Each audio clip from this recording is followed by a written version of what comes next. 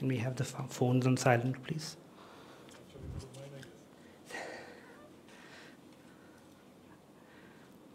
Good afternoon, friends, and thank you for joining us for this media briefing on the Honorable President's upcoming visit to Greece, Cuba, and Suriname. We have with us Joint Secretary for Central Europe, Mr. Subrata Bhattacharjee, Joint Secretary for Latin America and the Caribbean, Mr. Partha Satpathy, and the Press Secretary to the President, Shri Ashok Malik. To begin with, JSCE will brief you on the visit to Greece, followed by JS LAC's briefing on the Cuba and Suriname legs of the visit. I will then request the Press Secretary to give his own remarks, after which the floor will be open for questions. Sir.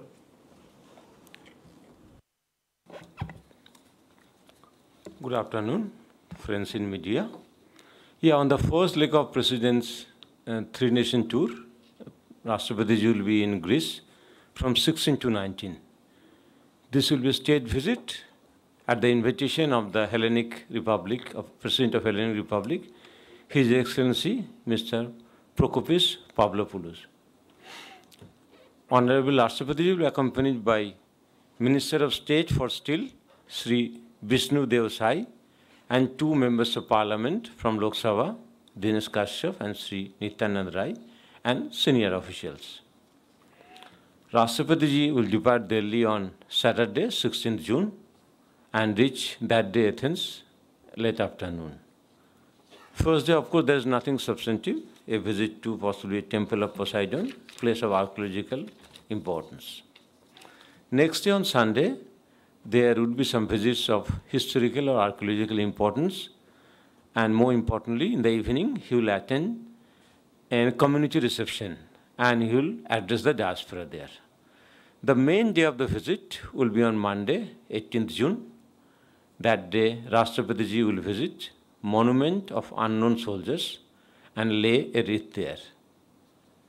Thereafter, he will be given ceremonial welcome at the presidential mansion, which will be followed by his meetings with Greek President. He will have two other important meetings, one with Greek Prime Minister and the second one with the Greek leader of opposition. Thereafter, there will be a visit to Phalion Commonwealth War Cemetery. This is also of special importance to India because 74 soldiers of undivided India sacrificed their lives in the campaign in Greece during Second World War. Their remains were laid to rest at this war cemetery. In the evening, Greek President will host a banquet in the honor of Rashtrapati ji. Last day, on Tuesday, 19 June, Rashtrapati ji will attend India-Greece CEOs breakfast meeting. This will be a gathering of Indian and Greek CEOs. About 30 leading Indian businessmen have already confirmed. After that, Rashtrapati ji will give a talk on India and Europe in a changing world. This will take place at a leading Greek think tank called Hellenic Foundation for Europe and Foreign Policy, or ELIAMEP. Thereafter, he will depart for Suriname. Coming to the substantive part of the visit, as you've been knowing, India and Greece have traditional long-standing ties which go back to antiquity. We all have read about King Alexander and King Porus. Those links go back to 2,500 years. These links continued thereafter in the sense Greek troops helped Chandragupta Maurya in founding the Mauryan Empire. Archaeological findings of coinage and writings bear testimony of the flourishing trade contacts between the Mauryan kings and the Greek rulers. Gandhara art and culture. This is a living example of fusion of Indian and Greek influences. Megasthenes, the ancient Greek historian, who is also known by his book Indica, he was the Greek ambassador in the court of Chandragupta Maurya. Subsequent Greek rulers also have sent ambassadors to Mauryan rulers. In the modern time, diplomatic relations were established in 1950. We opened the embassy in Athens in 1968. So this year is the 40th year of establishment of Indian embassy there. 2020 will have the 70th anniversary of establishment of diplomatic relations. There have been regular high-level and ministerial exchanges between the both countries. If we talk of high-level visits in past 10 years, in the last decade. President of India paid a state visit to Greece in 2007. That was the last state visit from India. From the Greek side, Greek Prime Minister came here in 2008, and Greek PM Papandreou visited India in 2010 for the Delhi Sustainable Development Summit. Last year, November, we had Foreign Minister of Greece, and who had his meetings with External Affairs Minister. This year, April, MOS for Agriculture and Farmers Welfare, Sri Gajendra Singh Shekhawat visited Greece. So we are fairly close ties on the ministerial other exchanges. There are official level also discussions go on. Both countries are committed to democracy, rule of law, and pluralism. Our bilateral trade currently stands at about $530 million. This is quite substantial considering the developments in the international the trade matters and economy. India participates fairly regularly in Thessaloniki International Fair. Some of the Indian companies have established their presence in Greece, mostly in the infrastructure sector, pharma, steel, and as many as 10 Greek companies have their presence in India, mostly dealing in the sector like IT, construction. There are more scope for building stronger economic ties. Things like a sector like agriculture, shipping, tourism, they offer great scope. Movie shooting, another area. Because there have been movies, Indian movies, Bollywood movies have been shot in Greece. And both sides, the Indian film industry as well as the Greek tourism industry, are aware of such potential, and they are working together, both to promote tourism from India to Greece and as well as to promote Indian movie shooting. Greece is, of course, home of more than 12,000 members of Indian diaspora. Other multilateral level, I would say Greece and India see many issues from same perspective. Greeks supported our membership to bodies such as MTCR, Missile Technology Control Regime, Australia Group, and Ocean Arrangement. We have more understanding on similar this thing. These issues, of course, will be discussed more during the visit. That's all I would say about the visit. I'll be happy to take any questions later. Thank you, sir. If I may request J.S. Lack to brief on the next leg of the visit. Thank you. Namaskar. After Greece, President goes to Latin America. Latin America, as you know, is a significant piece of real estate in global geography. 33 countries with whom we have relations. The important UN group called GRULAC operates in that region. Of course, the small islands, SIDS group is also very significant presence there. So therefore, the visit of the president to this region has to be seen in this context. It's also a build-up from the attention that MEA has been giving and the government of India has given this year, in 2018, to the Latin American region. As you know, Vice President had already visited 3 countries in Latin America. MOS also visited a couple of countries in Latin America. Now the President is going to visit Suriname and Cuba, and thereafter the momentum of visits at the high level to Latin America will be sustained till the end of the year. The first leg of the visit to Latin America will take place in Suriname. It will be from 19th to the 21st. Suriname, as you know, is a very significant country for India from the diaspora perspective. We have a large Indian diaspora in Suriname. The first arrivals in Suriname were in almost 145 years back. That, incidentally, is being celebrated around the time when the president arrives in the country.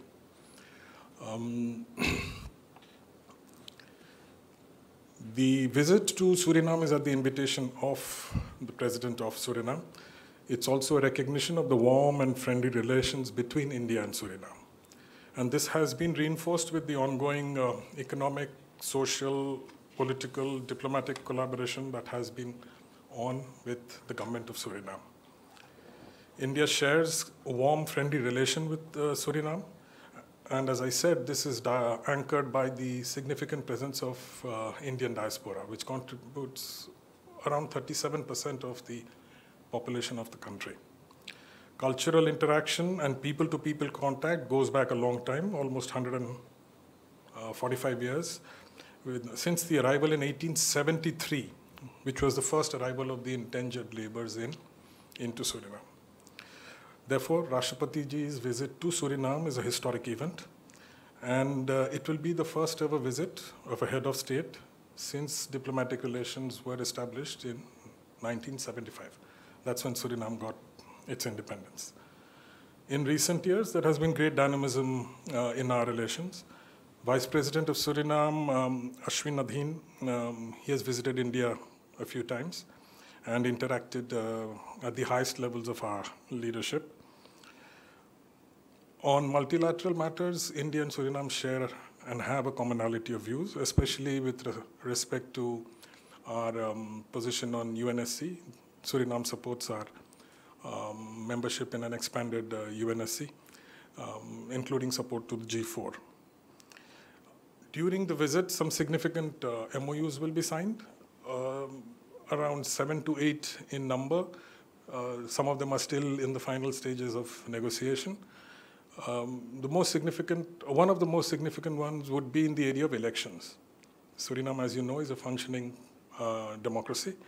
And through this memorandum of understanding with our election commission, best practices for strengthening democratic practices and democratic institutions, democratic modalities will be reinforced. In addition to this, we have some MOUs in the area of health and medicine, information technology, establishment of relations between diplomatic institutions, an MOU on archives. This is very important because the archival history of Suriname is linked to India, and that collaboration is also very significantly viewed.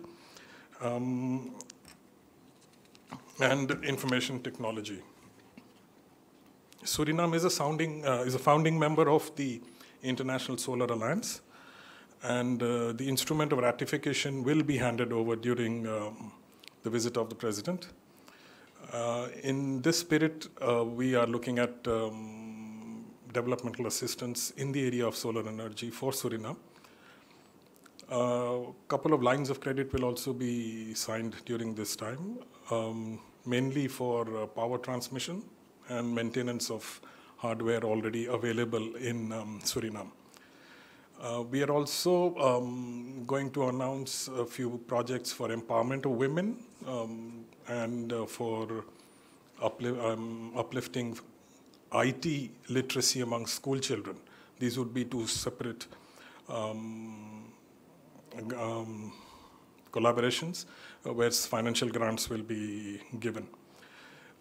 The Vivekananda Cultural Center will be formally, the groundbreaking ceremony of the Vivekananda Cultural Center will be formally done by both the presidents. This is our cultural center, which is being built in Suriname, but the land has been donated by the government of Suriname, so it's a collaboration between the two governments. A very important thing is the International Day of Yoga would be celebrated in Suriname. The president himself, along with the president of Suriname and other dignitaries, will be partaking in this significant event. The visit, as I told you, is taking place in the backdrop of the 150th anniversary of the arrival of Indians in Suriname. This adds to the warmth of the atmosphere. Indian culture, especially music, dance, and other forms of art, soft power, will be on display, and it will add to the warmth and intensity of relations during the visit. So therefore, in Suriname, we will have a number of significant things happening. Apart from the 145th anniversary of celebrations and establishment of an Ayush chair in traditional medicine. We will be discussing medicinal plants and medicinal plants farming in Suriname. The attempt will be to enable Suriname to become a platform, not only for itself, but for the CARICOM countries, for Indian pharmaceuticals. Recognition of Ayurveda as an alternate system of medicine would be an outcome, subsequent outcome through the various MOUs that are being signed in this area. Indian sports, wrestling is very popular in Suriname. So therefore, some Indian coaches, and we can see some Dangal-like success stories, hopefully, in Suriname. The visit will be utilized for developmental assistance to Suriname, and also to acknowledge Suriname's position in terms of resources, oil, gold, and various other minerals, and express our interest in helping Suriname exploit and develop these resources. After Suriname, President moves to Cuba. Cuba, as you know, we have historically had very strong and friendly relations with Cuba. President will begin his travel to Cuba by paying homage to the site where Fidel Castro is buried. Thereafter, he'll go to Vienna for his official interactions. He'll be meeting with the new president of Cuba. As you know, he's just taken over in April, and therefore this occasion is a very important one for us to not only reaffirm our friendship, but also develop a new line of, and a fresh line of close interaction at the highest level with the political leadership of Cuba. President of Cuba, who had originally visited India in 2015, and our ex-vice president had visited Cuba in 2013. So this is a follow-up of those visits.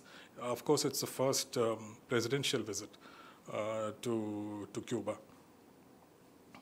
Again, on the multilateral fora, we share commonalities of views. Cuba does support our position and our presence in an expanded UN Security Council, and has supported us in various elections to UN bodies. Cuba, as you know, is an important player in international issues, especially on climate change, sustainable development, things which we also hold very dear to our heart. And both countries are founding members of NAM. There, again, is a platform where we engage with the developing world, and Cuba, too, does engage with the developing world. Cuba has a history of cooperation and development in the South-South cooperation arena, which we, too, do, and therefore, there's a reinforcement of interests there. We have been rendering some kind of development assistance to Cuba through lines of credit and grants.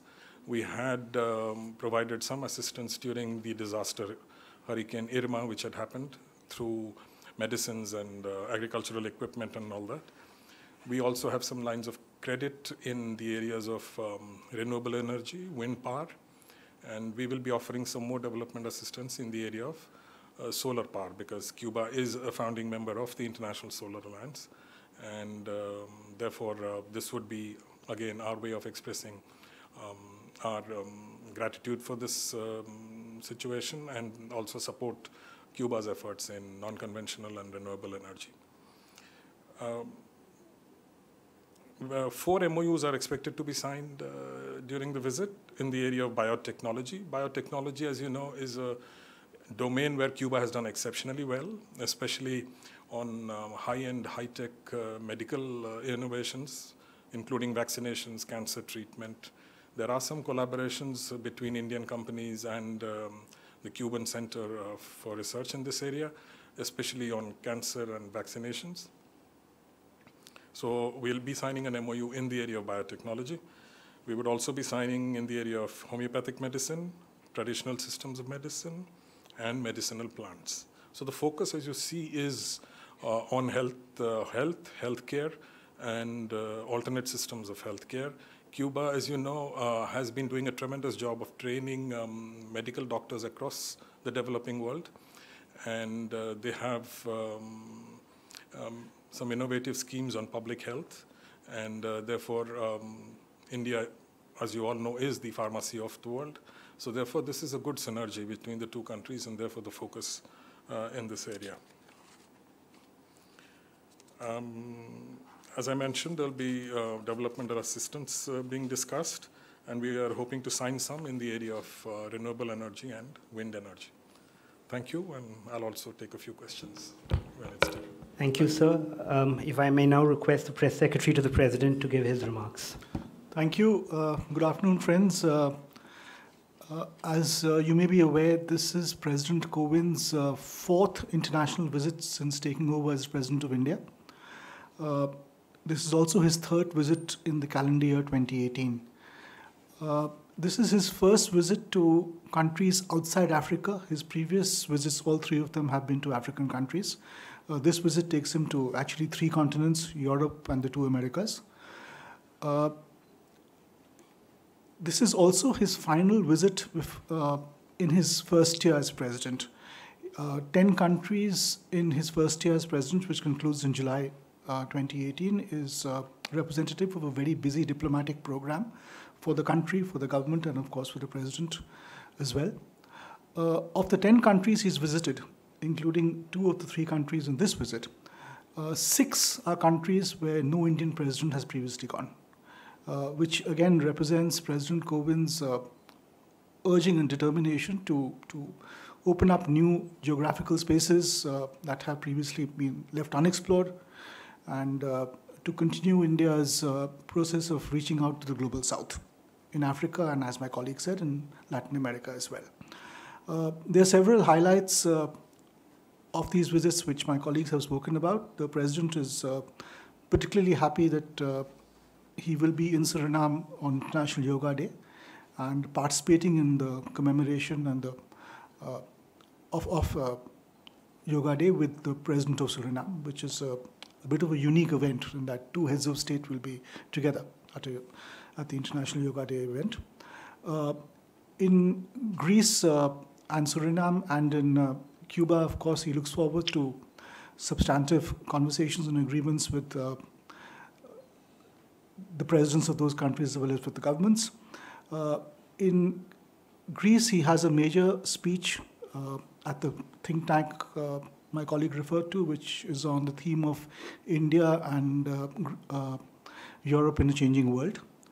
And in Cuba, he looks forward to meeting the new generation of the Cuban leadership, the new president having just taken over.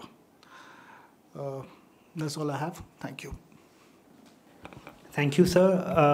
We have time for a few questions. As you're all aware of the rules, please be brief, introduce yourself, and ask one question only. Madhurendra ji. Sir, इस visit के दौरान 2 महत्वपूर्ण चीज़ें जो हैं, एक तो योग को लेकर, जैसा कि प्रेसिडेंट खुद सूरीनाम में रहेंगे, योग का मैसेज किस तरह से प्रेसिडेंट की तरफ से तमाम देशों को जा रहा है, और इस विजिट में भी इसको इंक्लूड किया गया है। और दूसरा सवाल मेरा क्यूबा को लेकर है कि हेल्थ के एस्पेक्ट को खास तौर पे चारों MOU में शामिल किया गया है। खास तौर पे बायोटेक्नोलॉजी के अगर क्षेत्र में हम बात करें तो हम क्या दरअसल भारत क्या क्यूबा से हासिल करेगा, क्या मिलेगा हमें इस क्षेत्र में? देखिए, इंटरनेशनल योगा डे भारत की एक प्राचीन संस्कृति को सेलिब्रेट करता है, और जब से UN ने इसे अडॉप्ट किया है, भारत के लिए बहुत ये सफलता मानी जाती है डिप्लोमेटिकली और कल्चरली। राष्ट्रपति जी जहाँ भी रहते, 21 जून को वो इंटरनेशनल योगा डे में पार्टिसिपेट करते। अगर भारत में होते तो भारत में करते।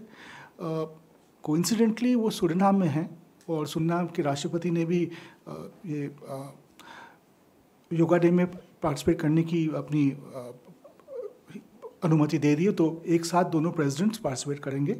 राष्ट्रपति जी वैसे योग करते हैं अपने पर्सनल लाइफ में, और योग की जो बेनिफिट्स हैं मेंटल और फिज़िकल, इसके बारे में उन्होंने कई बार अपने स्पीचेस में बात भी की है, और वो काफ़ी खुश हैं कि सूरीनाम में उस दिन वो रहेंगे। On the question with Cuba, yes, as I said, there will be a MOU on biotechnology. Cuba, as you know, is a pioneer in some areas of biotechnology, including vaccinations, some kind of novel cancer treatments. There has been some collaboration with Indian companies, including Biocon, on the fruits of these biotechnology outputs. The attempt now is to give it a platform and a structure so that collaboration can take not only between the institutes, but also manage to get our private sector involved and to see how this is a spin-off of the research and development efforts in Cuba and our own biotechnology research and development efforts. So we are hoping for some degree of synergy here, and outputs from this can feed into the global South-South cooperation. So that's the main focus, one of the main focuses of this cooperation in biotechnology. Ms. Preeti Prakash. Take the mic. My question is to LAC Joint Secretary. You named a lot of MOUs which are going to be signed in Suriname.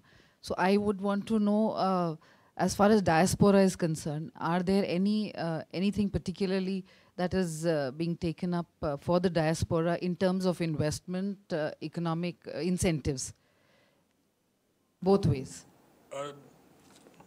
The engagement is with the government of Suriname.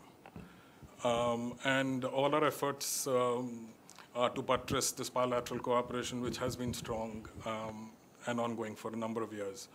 Specifically, if you say diaspora-centric activity, well, the Vivekananda Cultural Center is a monument to the Indian soft power, and will provide a platform for engagement of Indian soft power with Suriname in general, and specifically also the diaspora that has been there.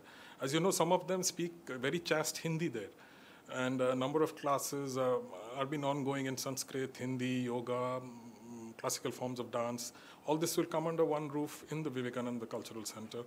The notable thing is that the piece of land on which it will be built has been gifted by the government of Suriname, and so therefore all the activities will not only benefit the entire population of Suriname, but also the diaspora present there. We have MOUs in the area of election. Anything which buttresses democratic systems there buttress the country. Information technology, and then of course diplomatic institutes will provide some leeway for training. This has been ongoing and has been reinforced with high-tech educational slots which are provided to Suriname. But now with this MOU between the two diplomatic institutes, it will get institutionalized. Of course, the MOU on traditional medicines is again an alternate form of medicine in Ayurveda, in all other traditional systems of medicine of India. So overall, yes, it will strengthen our bilateral relations with the country and also address our concern and our attention to the Indian diaspora there. Ms. Anita.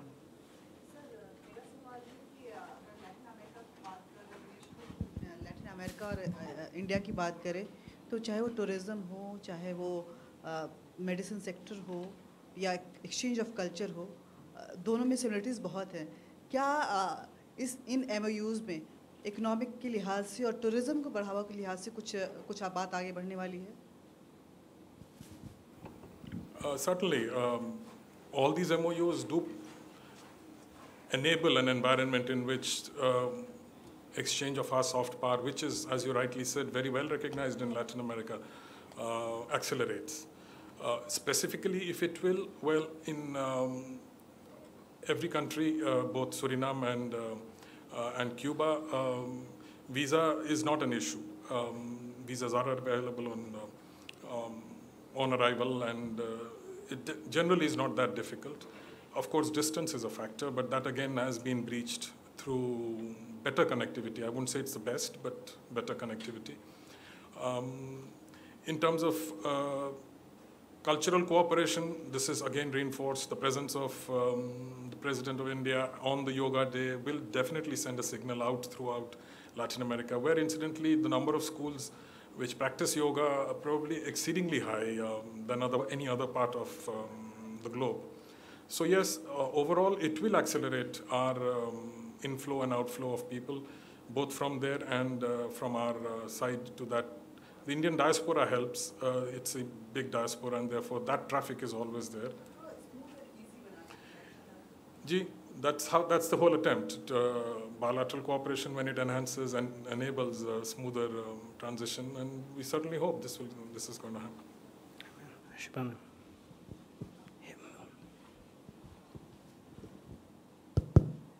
My question pertains to the Vivekanand Center. How different will its operation be from the Indian Cultural Center, which I believe there is one in Paramaribo already? Will it be a think tank, or is it only culturally centric? No, there is an existing cultural center. This will give it a more institutionalized presence. Most of the activities that are taking place will be translated into the Vivekananda Cultural Center. Of course, the expansion of cultural activities has no limits. It probably depends upon the innovation of our ambassador there and the interest of the local population and the government there. But definitely, once this structure comes up, there will be a regular place in terms of auditorium facility, in terms of meeting facilities, and in terms of programming facilities. So we do expect a more enhanced and active interaction in the cultural sphere. Akhilesh.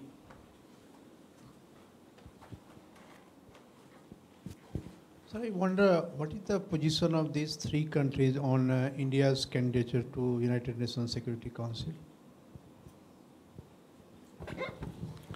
Greece has been supportive of India's claim for UNSC permanent membership.